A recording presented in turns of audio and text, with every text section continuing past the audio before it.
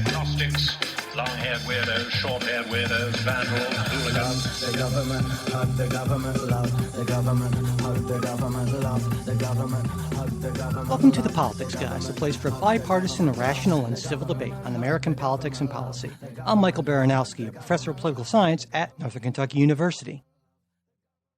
I'm joined today by my conservative counterpart, Cleveland area attorney Jay Carson. Hey, Mike. Hey, Jay. And we are also joined today by a special guest, Olivia, who many of you will remember from our recent Election 2020 series. Olivia is a smart, young, progressive woman, and Jay and I are almost none of those things, certainly. And I thought it would be great to have her on the show with us so that listeners could get another perspective, sort of in addition to the classic Jay and Mike take on things. So, Olivia, welcome.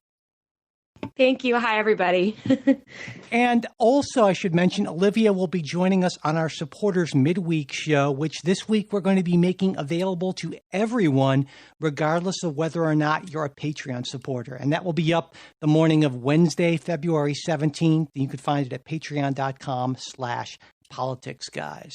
And finally, before I hand things off to Jay today, I want to pass along I guess I'd call it a hardware update, which is probably a first for this show, I imagine. But for years now, our primary post-production machine has been this ThinkPad laptop that I sort of pressed into service and really doesn't work all that well, but I kind of made it work with wires and cords and things, Anyway, it's this whole thing. But it's ending its serviceable lifespan, and so we're hoping to replace it with something more capable. And early this week, when I went on our supporters Discord group asking for advice on what maybe we should get, they actually suggested I start a campaign to try and raise the money we'll need for a new system. And, this is from people who are already supporting the show on Patreon and were willing to contribute more for this, which, wow, just reminded me of what great listeners we have. And so far, we've already gotten generous contributions from a number of supporters, including Tucker, Jeff, Dustin, Daniel, Jeff, Anna, Alex, and Andra.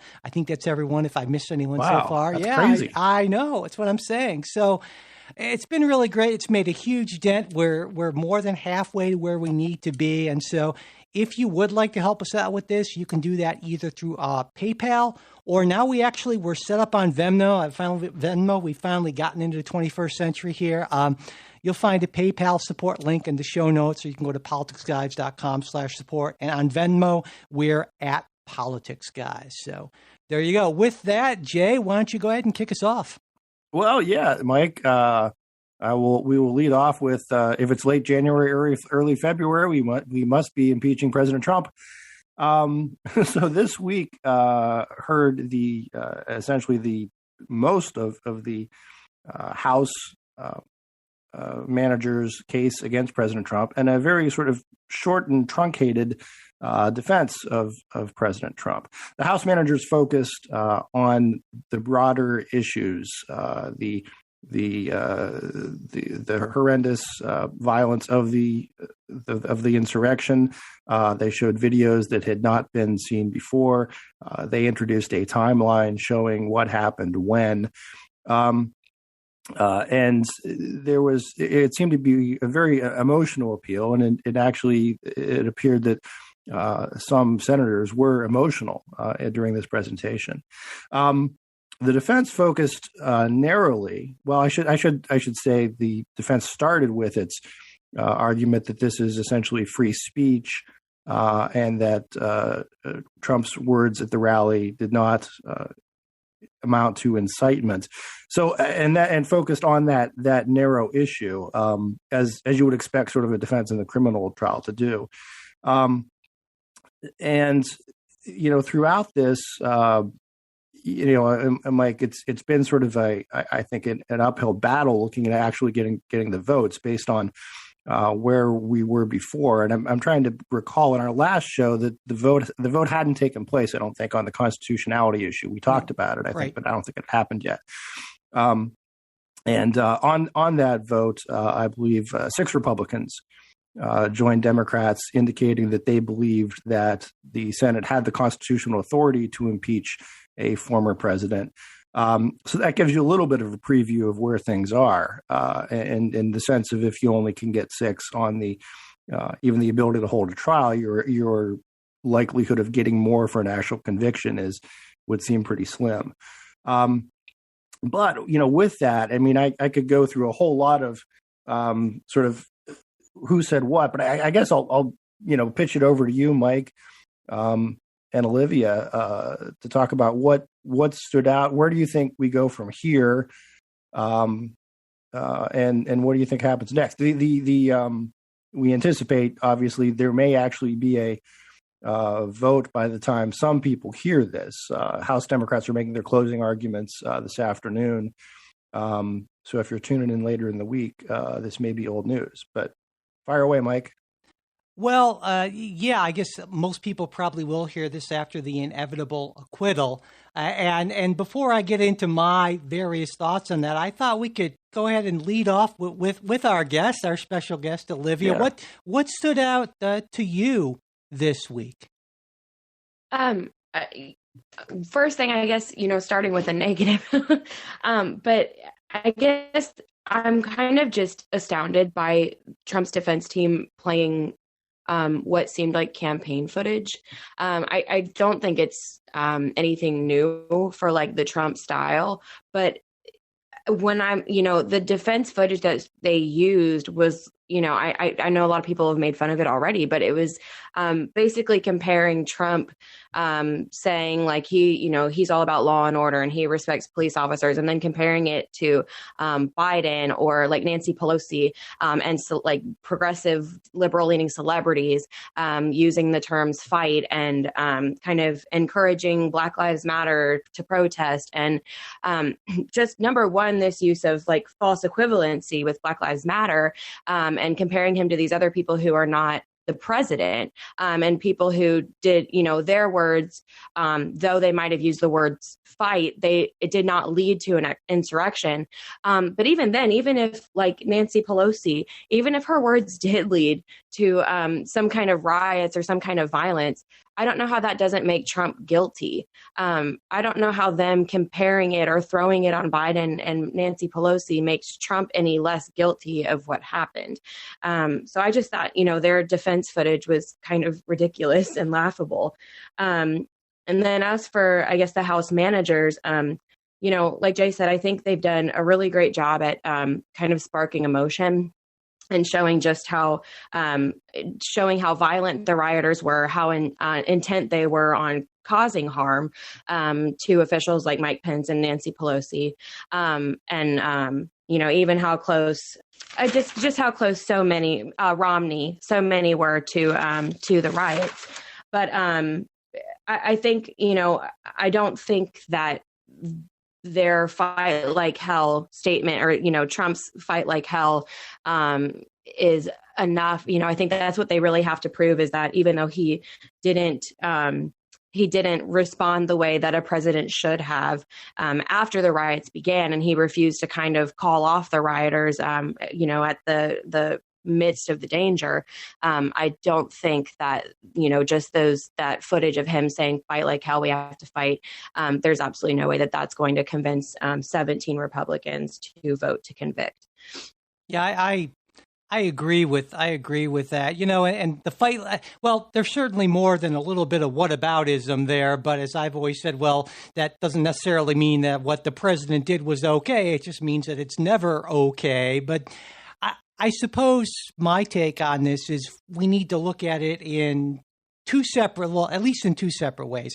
First, there is the incitement to riot element. And Jay, you and I talked about this last week. And, fight like hell. Yeah, I agree that the defense points out that, well, fight like hell, that sort of thing, that language is used by both the left and the right. And it's problematic in making that case when the president also says peacefully and patriotically make your voices heard. That doesn't really suggest. That's what we call in the law a bad fact. There you go. But there's the second part of this. And this is the part to me that's much more troubling. And that's what did President Trump know, and when did he know it about the rioting? And what came out this week pretty clearly, I think, is that based on what Senator Tuberville has said, and certainly he's been a big fan of Donald Trump, right? That actually the president knew what was going on even after he knew what was going on. He sent that tweet, it looks like, about how Mike Pence did not have the courage to do the right thing after he had been told. At this point, Mike Pence had just been evacuated from the Senate. And the president, now we can't say for sure because the president's own attorney said, well, we don't know where he was or what he was doing because there wasn't enough time to find out, or some such nonsense about that. And that to me is the real the element that people should be really concerned about, because based on the evidence that we have, it seems more likely than not that Donald Trump knew that the Capitol was being overrun by rioters, and he'd been asked by multiple Republicans, including the minority leader McCarthy, to intervene to do something. And at one point, apparently, he said to McCarthy, "Well, I guess they're more concerned about the election than you are." And that, if that is not dereliction of duty, I don't know what is. And on those grounds alone, you would think that someone who supposedly cares about the Constitution, like Rand Paul, would put down his pen and stop doodling pictures of the Capitol and stand up and say, you know what, as a good constitutional conservative, I cannot allow this to stand. But of course, Rand Paul's a lost cause at this point. Mike, you're assuming that President Trump just sits around and watches TV news. I think there's hardly any evidence for that. Exactly. Look, I go back to where we were a couple weeks ago and where Andrew McCarthy from National Review has been for some time on that. If the Democrats, the House Democrats, had framed this in the broader terms of dereliction of duty, a gross dereliction of duty, or I think there's probably a bunch other things you could probably have called this, aside from inciting a riot, and I think it was who said premeditated murder. That really sort of overstates it. I think they'd be giving Republican senators a tougher vote. I think you might have I still don't know that you get there. I still don't know that you get the 17. Except they wouldn't. They wouldn't, because almost all of the Republican senators decided that on the constitutionality issue. They decided they weren't going to vote on that, basically. And but also consider there's, and I think you're right. I think you're right on that. But consider there's a weird sort of thing, right, where the Senate sort of considers the constitutionality along with, they see the charges first, so it's but I think you're right. And I think to both your points, when you have a proceeding like this where the end result is not really in doubt, what you get is essentially a show trial, and you get a lot of a show. So to the extent that Olivia was talking, that some of this stuff seemed not relevant and seemed, Mike, as you pointed out, whataboutism, that's sort of to be expected, right? It's everybody's just putting on a campaign commercial a little bit because you know how it's going to end. I do think, on the Trump legal team, I think so for example, the First Amendment argument, I would say is really a non-starter from a legal standpoint, right? The free speech argument, but I think it does play kind of well politically. They sort of made this as sort of a cancel culture type issue.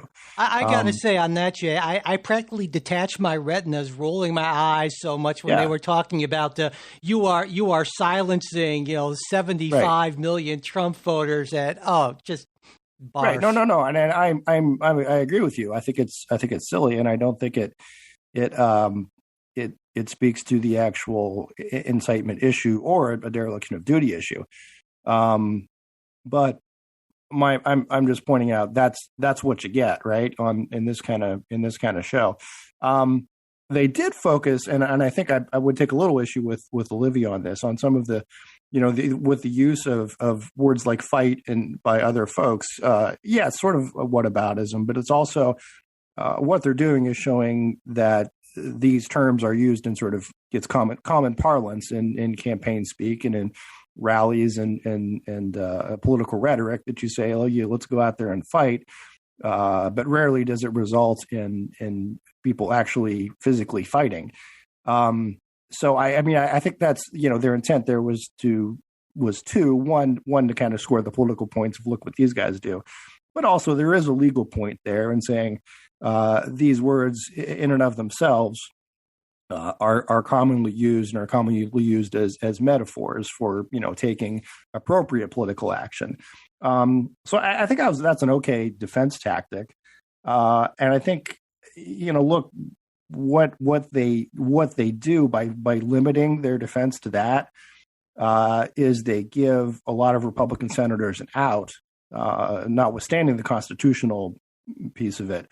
To say, look, they came in here telling us they were going to prove he incited a riot, and gosh, it just doesn't look like he did. We can't point to anything, his words at that rally inciting a riot, and I think they're right.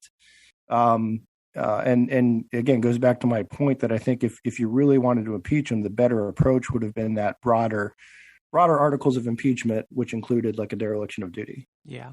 I wanted to also touch on Joe Biden's role or non-role in all this. His line, I think, this last week is, "I've got a job to do. I'm not going to be watching this sort of thing." And there maybe are some people who felt that President Biden should have weighed in a little bit more on this. I mean, certainly he's not been shy about saying he thought Donald Trump was unfit. Where do you think he stands on it, Mike? Well, I don't know. Well, Olivia, what do you think about that? Do you think that the president should have made more of a stand on this or not? Yeah, so just really quick, first of all, kind of back to what Jay was saying about, the problem with the Democrats framing this as, whether or not Trump incited a riot. I do want to just add that, like, I, as a viewer who's been watching this trial, obviously we know that there's no way that 17 Republican senators are going to vote to convict, no matter what the evidence was and no matter how the Democrats framed it. I don't think they would have voted to convict. But I do agree 100% that, even I, as a viewer, and I can't stand Trump, like, I'd love to see him convicted, but I'm even having trouble seeing how he directly incited a riot. The but not rule, kind of helped. Like, when I was thinking about, okay, well, but not for Trump, this wouldn't have happened. And that's absolutely true. But I totally agree there that I'm kind of feeling like there's a whole lot of evidence that he neglected his presidential duty after the riots had already begun. And I think they have a much stronger case there than they do of saying that he actually incited the riot. But as for Biden, I actually really appreciate, we, like you said, we know where he stands. But his actual quote when he was asked about it, that he has a job and that he's focusing on getting, number one, COVID relief passed, because we have already lost 450,000 Americans and people are grieving, and there's more lives are going to be lost. And so many people are struggling financially because of this. And that's his main focus. That's something very presidential to say. And it's really refreshing, because we know that if this was a Democratic president on trial, Trump would be all over it. Trump would be constantly tweeting and speaking out about it.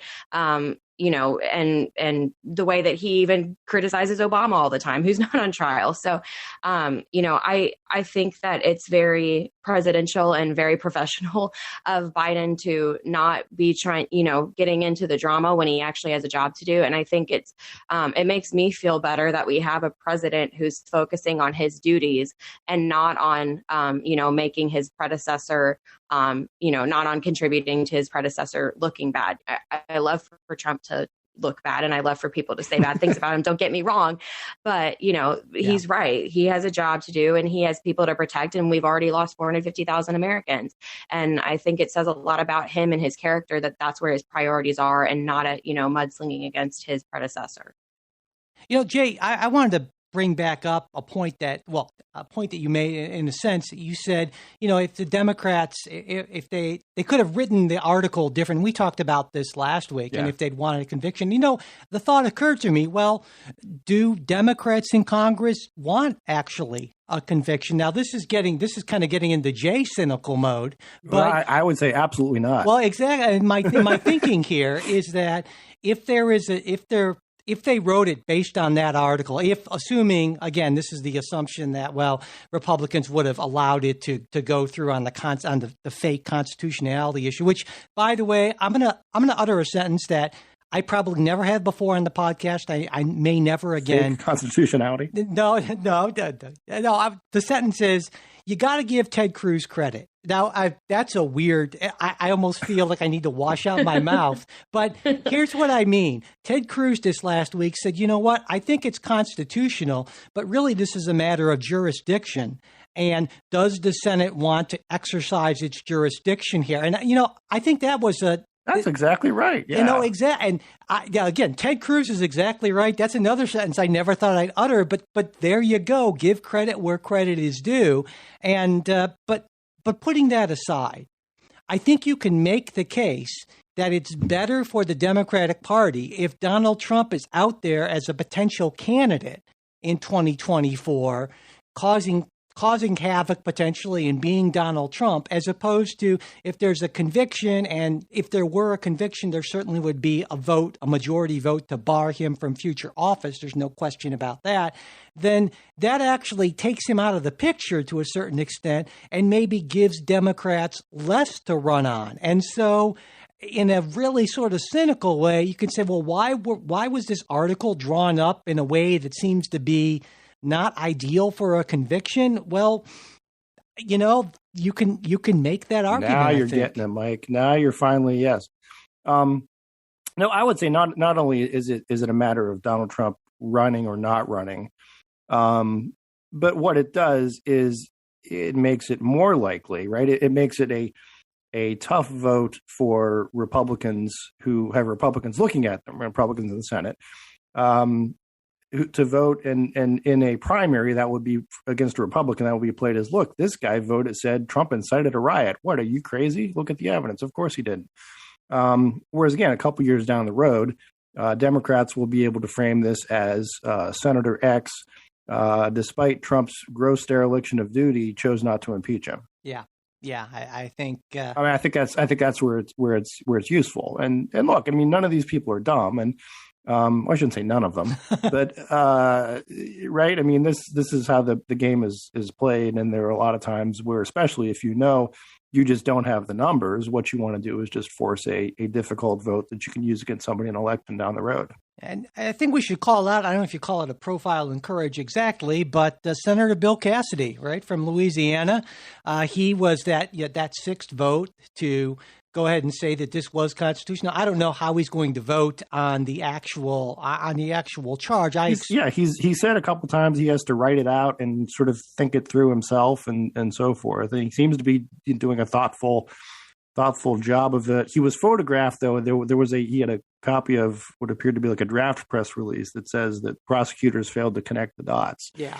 But at any point, it made me think about that political courage issue. And I would say one thing that's bipartisan is a lack of political courage, actually. Now, Bill Cassidy, I should point out, is in a unique position. He won in November by around 40%.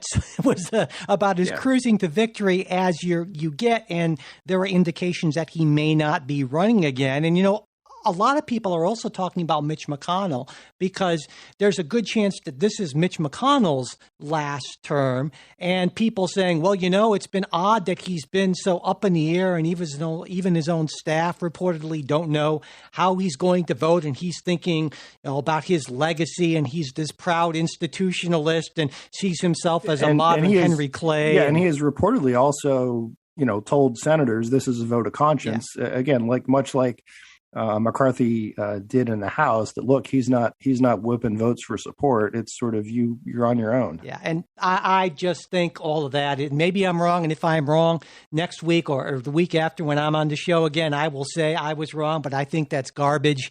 I think Mitch McConnell is going to vote. Would never. I don't. Oh, I think he will too. Yeah. No, don't get me wrong. I don't mistake that's how he's going to vote. But what I'm saying is I think you might pick up maybe a couple more than the 6 you had.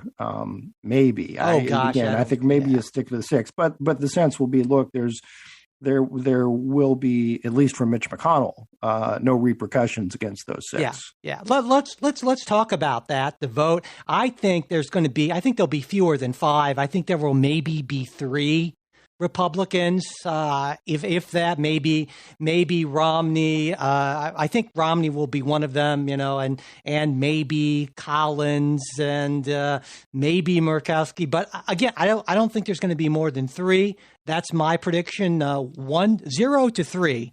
Voting to convict, actually. What about you, Olivia? Do you think any Republicans are going to sign on to since we only got 6 to be able to say it was constitutional, do you think any are going to vote to convict? Well, I think Romney maybe, only because of, number one, his track record with Trump, but then also, the actual footage of how close he got to harm's way. Like, that has to make him emotional. And I think, maybe there's a chance with him. But even Collins, I don't know. Collins, she didn't even vote to impeach last time, did she? I don't believe so. Nope. Romney was the only one who on the first impeachment voted on one of the charges. Yeah. Yeah. I know that she's criticized Trump several times, but I don't know. Looking at her track record, even, I feel like somewhat confident about Romney, but I don't know about anybody else. I'll be like pleasantly surprised with anyone else who does. So I think you get Collins, Murkowski, Romney, and maybe Cassidy. Yeah, I don't see that. But here's me again. I say Collins because she was just reelected, yeah. Right? And I think that gives you a little bit of a buffer, right? Yeah. She's not going to have to run for 6 years. So see, here's where I want to get really sort of Machiavellian on this is what you do is you tell Manchin, go ahead and vote to acquit, but also vote to remove the filibuster. And that's sort of your trade-off. And so when Manchin, if he runs again, he could say, well, I voted to acquit the president, but that's way too Machiavellian. I don't think he takes that deal. No, maybe not. But one other thing, though, on more on the political courage thing, it's interesting to me that it's maybe not a question of courage, it's a matter of following the electorate. There was a survey that came out earlier about a week ago. 69% of Republicans said they'd be less likely to vote for a candidate in their state if they found Trump guilty, and 56% said they'd be much less likely to do so. And so, I think a lot of Republican senators are just looking at the numbers. I mean, only 12% of Republicans nationwide feel that the Senate should find him guilty. And actually, less than half of all voters believe that Trump should be found guilty. So if you're just going by the polling here, doing what your constituents want, if you want to pitch it that way, well, on balance, you'd say, well, the people don't seem to want this, and you can rationalize it just kind of doing what the people want. I don't know. But also, somewhere around 70% of Republican voters said they'd like to see Donald Trump run again in 2024. And if that isn't a matter of concern after January 6th, I don't know what is. And I'm wondering, Jay, do you think this is just a name recognition thing or what? Because, wow, that's pretty disturbing to me on the face of it. Yeah, I think it's also just a little bit of a pushback, a reflexive defensive-ness. You mean, so what's a Capitol insurrection? Hey, Twitter took him off. No. I think it's more a thing of this. You're called by a pollster, right? And you're a strong Republican. Got it. Okay. and the call was, look, you obviously know where that call is coming from. You know that, they the answer they want you to give, but there's sort of I think it's just sort of the middle finger in the air type thing, as opposed to an endorsement of a particular candidate, right? Yeah. Yeah, I guess I can see that, but in light of, especially being reminded again of what exactly happened, and Olivia points out that but if, and certainly even if Donald Trump didn't directly incite this, it would not have happened without him and without his pattern of out and out lying for years, and lying, about the election, and saying that, there's no way that I can lose unless it's rigged, and that sort of thing. And if that in and of itself is not disqualifying, but I guess the argument is, if the voters don't see fit to disqualify anyone based on that, then we're pretty much sunk as a country. I don't know, but well, I think you may be a little pessimistic there. No, I agree. I'm pessimistic too. It's like, it's frightening to me. And I think, I get the middle finger in the air. Like, for some people, I get that it's kind of like, nothing liberals hate more than Trump. And, Yeah. I get that. But at the same time, the cult-like loyalty that we've seen to Trump, and I 100% believe that half of the trucks that I see with Trump flags on them are doing it more so to make me upset, people like me upset, than because they actually are really that involved in politics or care that much about Trump. Olivia, I think you're exactly right. Yes, but still, these people. There was the story of the woman who was saying that she had to tell her kids her husband was going to participate in the insurrection, and she had that conversation with her kids, like, Daddy might not come home, and these people genuinely believed. First of all, that shows that they knew violence was likely to happen, and it was probably premeditated. But second, that people were willing to literally risk their lives for this president, former president at the time. So I don't know. I definitely think there are the people who are like, I like upsetting liberals, and this is, waving a Trump flag is how to do it. But at the same time, there are also people who are like dangerously loyal, devout Trump supporters who I really do think would like to see him president again in the future. Yeah. One other issue, that occurred to me, it's sort of related to this, is when we look at a lot of the people who were willing to make those tough votes, if you will, votes of conscience, and not be looking at the poll, they tend to be older, and they tend to be folks who maybe are not going to run again, and not being able to run again, or not running again, retiring sort of gives you a freedom to do things, to vote your conscience in a way that, you can't necessarily if you're looking over your shoulder and thinking about the next election. That ties into sort of a broader question about the kind of the gerontocracy that's ruling, especially in the Democratic Party. It seems like, Jay, we've been following politics forever, and boomers have pretty much been running politics our entire lives, and I know we're no spring chickens, right? It's time for a change, Mike. But and so Olivia, keep in mind, Mike and I used to be, when we were your age, we were screaming about the old people who were running the country, and we're still doing that. They're exactly the same people. Right. And so I've for a long time I have been an opponent of term limits, because I think, generally speaking, research done at least at the state level finds that the biggest effect of term limits is that they make lobbyists more powerful, because, you lose that institutional work. But I think more and more I'm starting to believe that done the right way, that, say, for instance, you make a case for 4 terms for a senator, that's 24 years, or 10 terms for a House member, 20 years, that I don't know.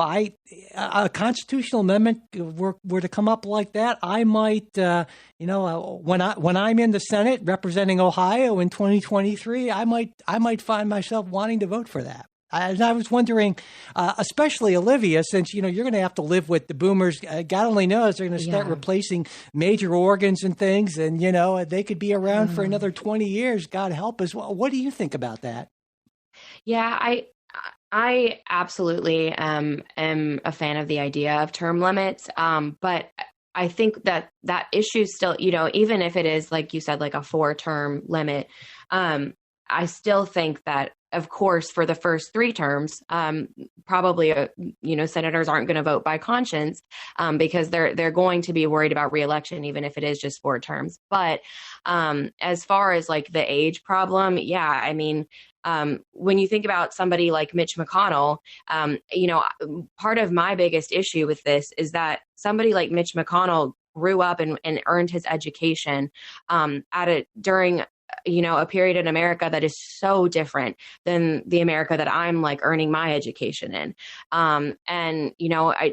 Somebody like Mitch McConnell's education and his idea of what it's like to, be my age and to be an American is so dated. When Mitch McConnell was young, women were less likely to be in the workforce or going to college. Mitch McConnell, I remember doing my math right, would have grown up during like the civil rights movement. So I think that's my biggest issue is that, with having so many government officials in their late 70s and even 80s, the America that they grew up in and were educated in is not the America that we have today. And they're not bringing that, relevant, recent experience and education into office with them when they're, voting on and creating legislation. Yeah. And I got to say, this will be my episode for saying things I never thought I'd say, but I got to give credit to the Republican Party here in Congress because they actually do have, at least internally, term limits for committee chairmanships. And if you notice, if you compare the Republican and Democratic leadership, the Republican leadership is generally speaking, McConnell aside, a lot younger because they've given younger folks, and younger's a relative term, we're talking about folks in their 50s, but still more of an opportunity to rise, whereas you have a lot of, strong progressives on the left who basically are left sort of without anything aside from tweeting and so forth because that, the octogenarians are, holding on to power in the Democratic ranks, and I think that's a big problem. And I think to start, I would like to see my party, the Democratic Party, loosen that up. And Steny Hoyer, Nancy Pelosi, it's time to move aside and let some people, some young folks in their 60s actually take some leadership positions. What do you think, Jay? I'm sorry, Olivia, go ahead. No, I'm sorry. I was just saying, like with AOC, I don't agree with everything AOC says and does, but, I think a lot of the criticism about her is like, you're super young. You have a background of being a bartender, and this is like now she's just got elected for her 2nd term, but why are you being so outspoken? Like, wait your turn.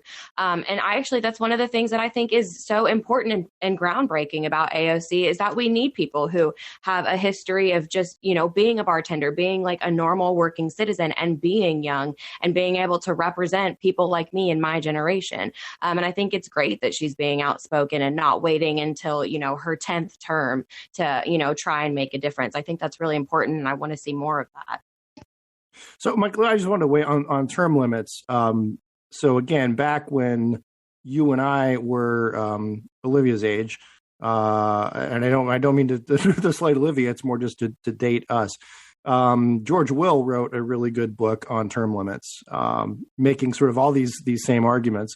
And was I gung ho for term limits. I thought that was the absolute solution. Then Ohio enacted term limits in the state legislature, and I sort of lived through that. And the experience did not live up to what George Will had promised. So my sense is that what happened is you had more legislators, exactly as you said, jumping into lobbying quicker, looking for an exit quicker, right? That's something of, look, if I can't keep doing this, well, I'm going to have to find another job in 2 years. I better make sure I'm on good terms with whomever can hire me. The other thing it would tend to do is concentrate more power in the executive, right? Because look, if I can't run again, well, maybe I can get appointed to some sort of sweet job, again, that can help me get those extra couple of years I need in my pension, and take it from there. Yeah, so I think term limits in theory are good, but in practice, as far as I've seen, don't seem to work well. And the other piece of this is if you look at the people who were in, say, the Ohio legislature when term limits were enacted, they are largely the same people who are still there today. They just sort of bounce back and forth between the House, the Senate, some executive job, and then back again. And I get that, Jay, but I think it's important to point out that the Ohio legislative term limits are 8 years.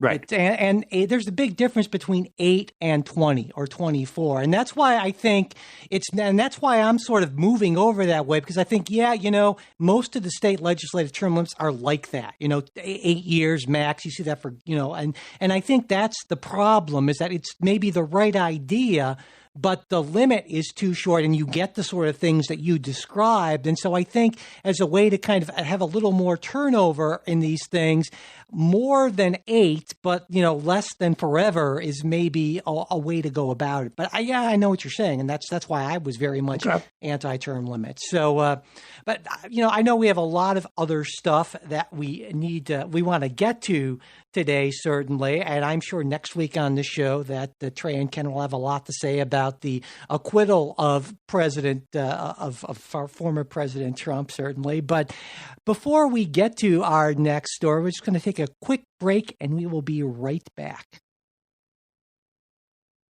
So our next story, Mike, kind of you teased it going into the break, is will there be a new political party? There were a Reuters broke a story last week that dozens of former Republican officials had a Zoom call discussing whether there ought to be some sort of center-right breakaway party. Possible names floated were the principled conservative party or the center-right party. And, I guess this leads into the question of one, will this actually happen? I'll give you my thoughts in just a second. But second, ought there to be one? And I'd pitch it to Olivia first, right, to kind of see where she is on this. Olivia, you think there will be a GOP breakaway center party? I don't. I think that there are probably, enough, regular citizens who, align with conservative values, but do not support Trump, who could get on board with this kind of, center right party.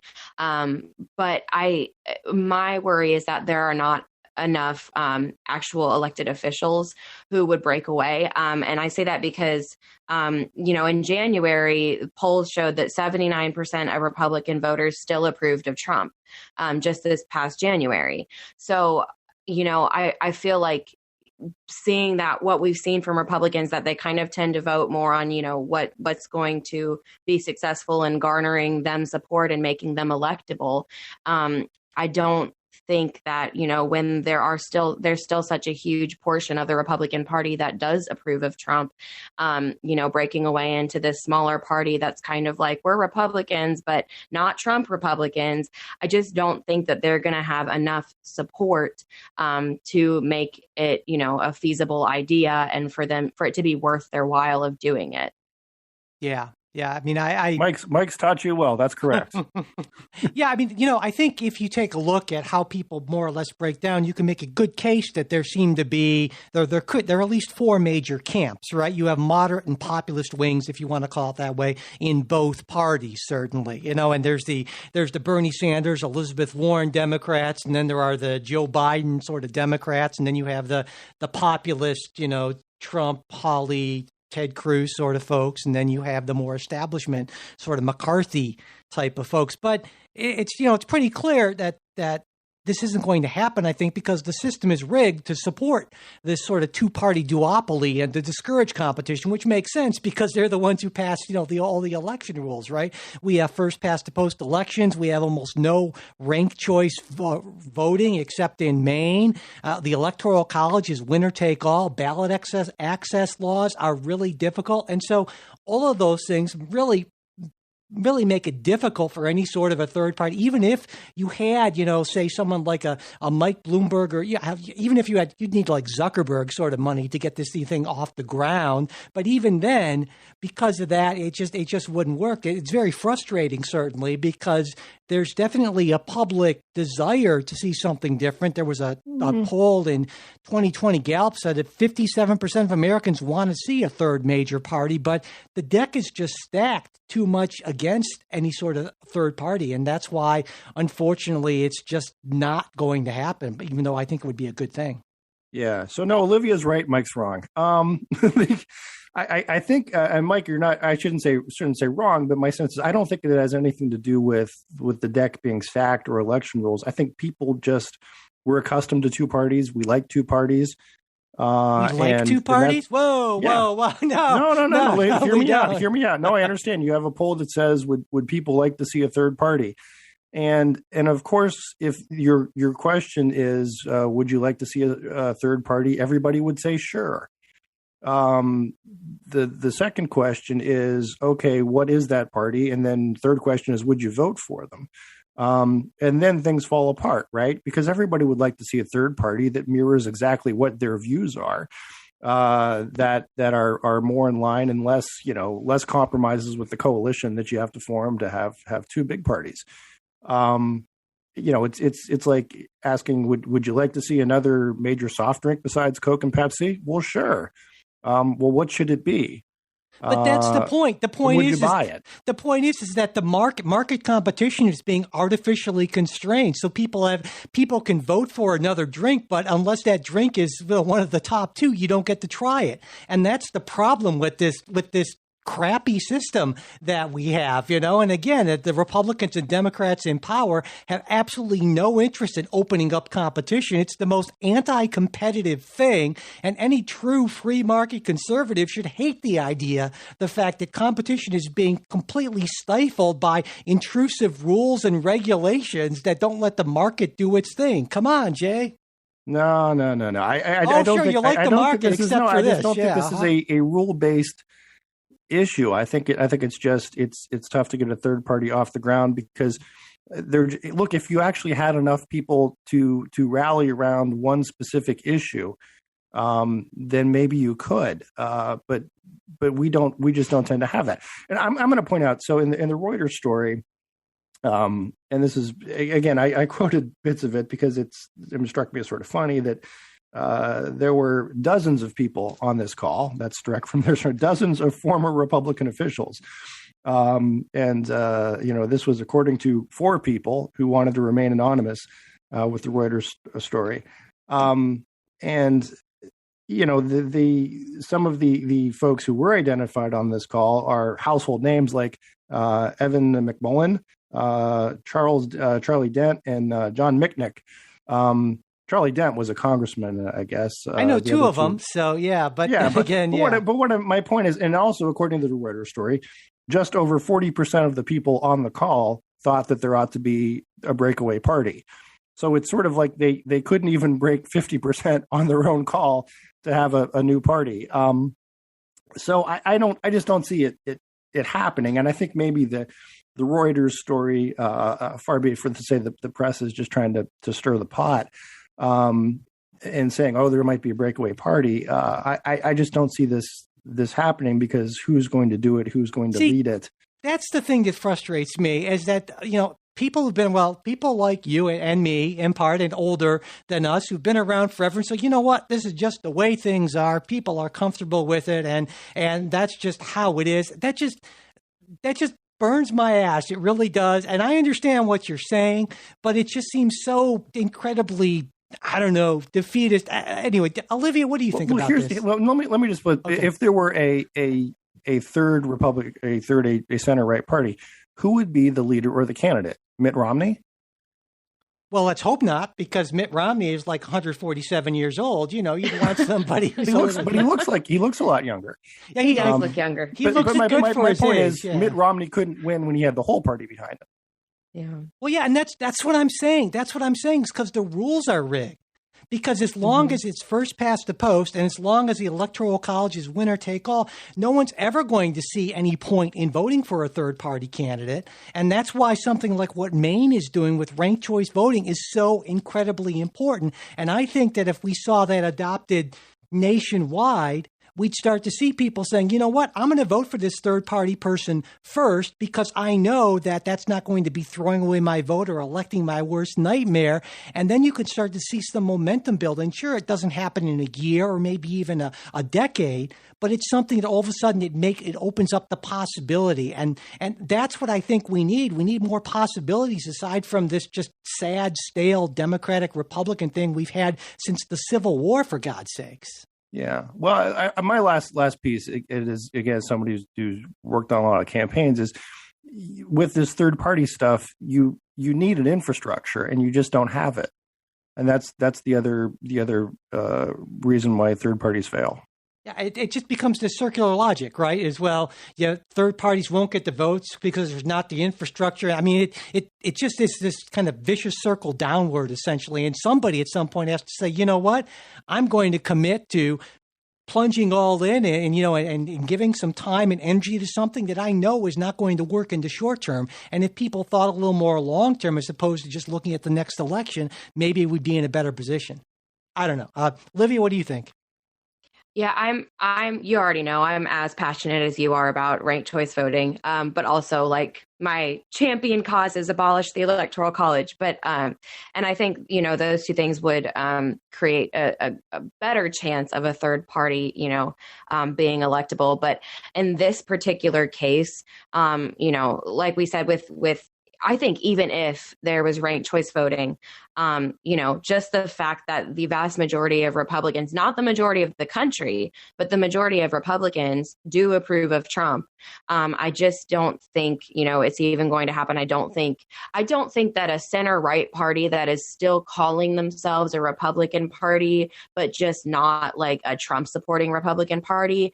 I think Republicans, especially Republican officials, are smart enough to know that they're not going to get hardly any support, and that especially without ranked choice voting, with the system that we have right now, all they're going to do is help the Democrats, because they're just going to further divide the Republican vote, which I think is one of the big questions surrounding this. Like, would this be a good thing for Republicans or not? And I think it would be a great thing for Democrats if this happened, to divide the vote, to take even more votes away from, a future Trump-like candidate. But Republican officials are smart enough to know that this is only going to hurt their party. And I think that even Mitt Romney, would probably, well, maybe not Mitt Romney, but I think that a lot of conservatives who don't support Trump or approve of Trump would still rather see any Republican leader win, a Republican candidate win, than see the Republican Party's vote split and have, most future elections go to the Democrats because of that. Yeah. So it's absolutely not viable to me, and I don't think it's going to happen. And I think that even that 40% who was on the meeting who thought it was a good idea probably would change their mind in reality, or realize that at least labeling they're going to rethink themselves. it after they listen to the show. Well, just to be clear, Olivia and I, that makes sense. Yeah. Just to be clear, Olivia and I are very much in support of this. We want this to happen, right? Because anything that's... but I would say, and if you dig a little deeper into that story, there's also discussion about, well, what does this mean? And is it necessarily third party, or is it just, hey, we'd primary some people in some districts and others we wouldn't? And struck me that maybe what you end up is a little bit something like Clinton's Democratic Leadership Conference. Is that what he called it? DLC. Yeah, or like a reverse Tea Party. What did the C stand for? Was it Conference, Coalition? DLC. You know what I'm talking about? Yeah, moderate Democrats. It was essentially a coalition of more moderate Democrats. Yeah, it would centrist. It would be like what the Tea Party did, except in reverse. You just try to primary people who are. And I think so. You may end up with something like that, and you may get a lot of people together for, hey, let's focus on electing someone who is, one, principal conservative, center right, non-Trumpian, but also someone who can win. So it's sort of, you pick your battles, and you pick up seats where you can. So, example, in suburban districts, you would challenge a Trumpian supporter who's less likely to win. And so I can see that very much that type thing evolving. And I think it's probably is evolving, and there are probably other conversations going on outside of these couple dozen guys and McMullen and Mitnick and so forth, who may be working on that. So I think that's the much more likely route, as opposed to a new party, just sort of a little faction / coalition that tries to move things a little more to the center. Yeah. Or maybe not center, but away from Trump. That would be okay. Yeah. Hey, we're going to take one more quick break. And when we get back, we're going to talk about some investigations from the state of Georgia, or at least in Georgia, into attempts to subvert the election by, well, you know who. And that's just in 1 minute.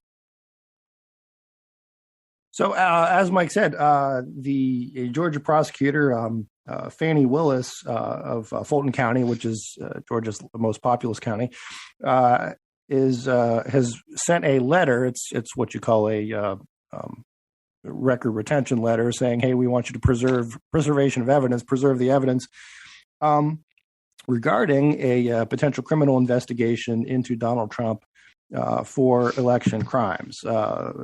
For example, solicitation of election fraud in his what some would say attempt in his Find phone the votes. call with, pardon? Find the votes, right? Yeah, exactly. To subvert the Georgia's election.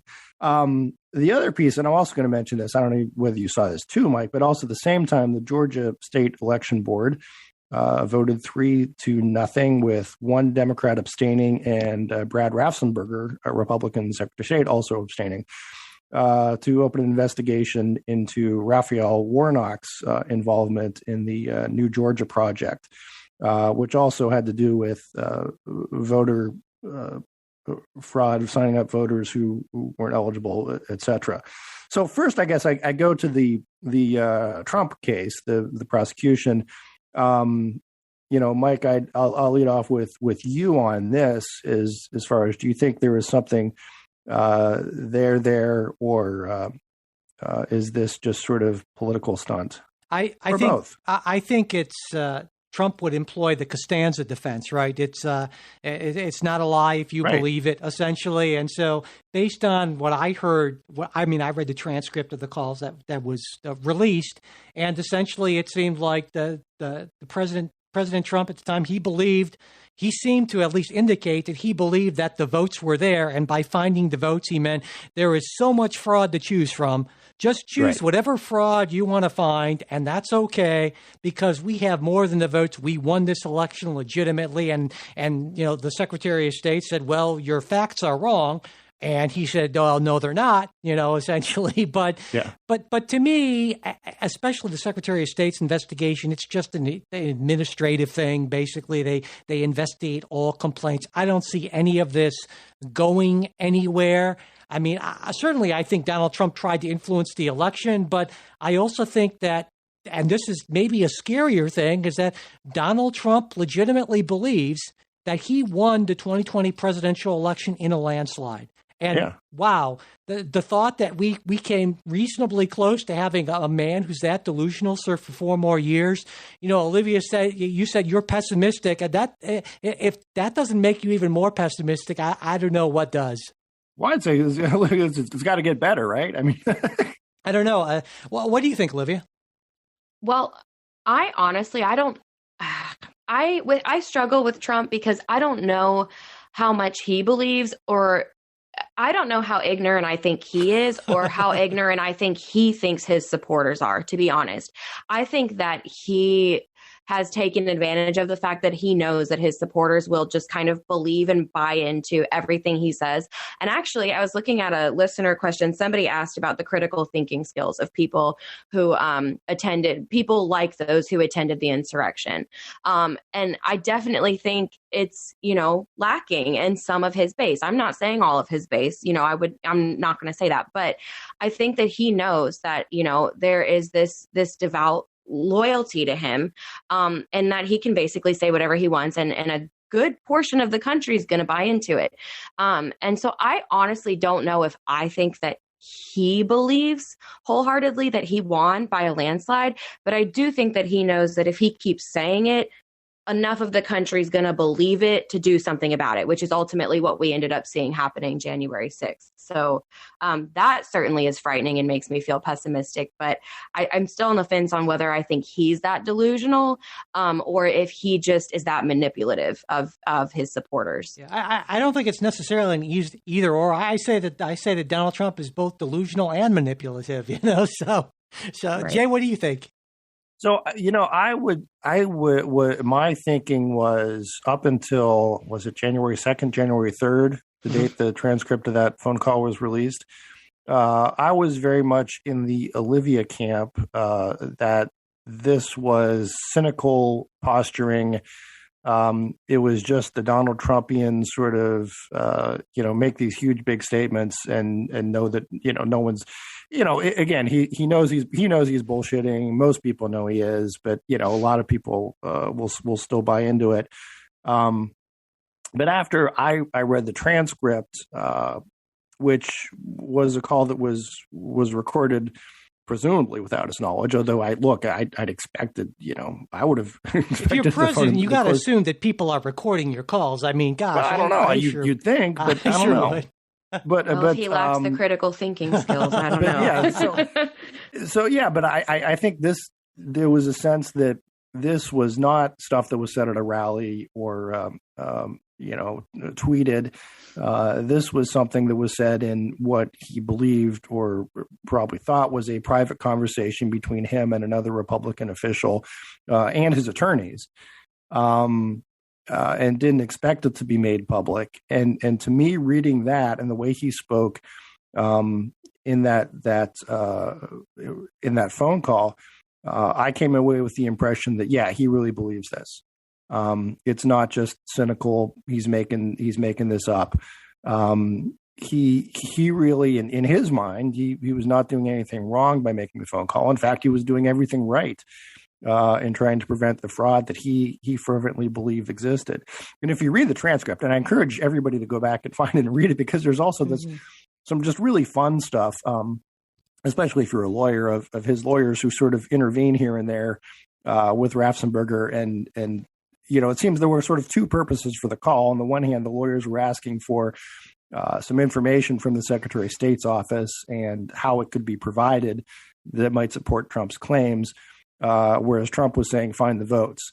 And it's sort of funny if Trump, weighs in for a while and goes on to find the votes, and the attorneys sort of jump back in and say, yeah, what we're looking for is if you could just get us a list of pay no attention to our client records, here. Yeah, exactly. Yeah. Uh-huh. So yeah, again, it starts off with there is sort of a sort of what I would say straight ahead legitimate purpose there on that call, and then Trump sort of hijacks it and it gets crazy, and a couple times the attorneys try to steer it back to non-crazy, but they sort of failed to do that.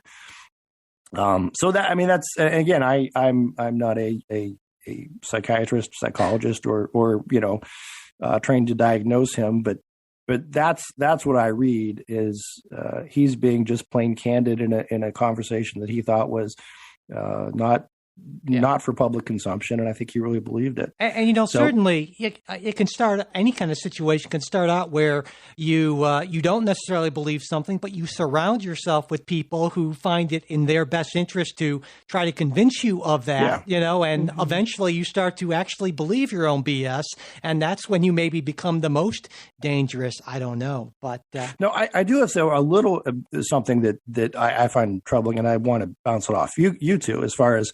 Here we are in February of 2021, and Trump's being impeached again. In all likelihood, I'll lay down a wager that 1 year from now, we'll be talking about a Trump criminal trial from someone somewhere. And I think I hope so. that troubles me a little bit. But I wanted to get. I hope so, because I won't say I hope so, but I mean, there are plenty of state charges against him. Lock her up. Oh, no. I mean, lock somebody up for things that they've done that are actually criminal. It seems to me the criminal charges mishandling confidential intelligence. Is no, criminal. I'm talking about the financial stuff with the Trump organization, which seems to be just rife with Trumpian corruption based on some stuff that we heard. So, no, I'm not saying that I don't think that Donald Trump will be locked up for anything involving his presidency per se, but his organization, which there seem to be some credible allegations of shenanigans going on there, then yeah, if that's legitimate, I would think that you would want him to be tried for that. And if it actually there's proof beyond a reasonable doubt, you'd want him to be found guilty, no? Yeah, I think so. But there's also the dynamic, and this is something that's new, fairly new, in that, look, there will be you will have various county prosecutors in liberal districts stumbling over themselves, trying to get indictments out against Donald Trump.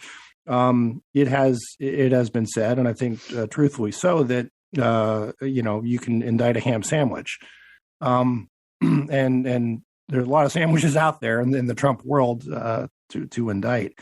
I guess my problem is this does this ring of sort of a lock her up type thing that we would prosecute former officials? I don't think so. Whatever. It's a whole different thing. I think it's a false comparison, because the lock her up for Hillary Clinton, that involved her exercise of her official duties as a Secretary of State.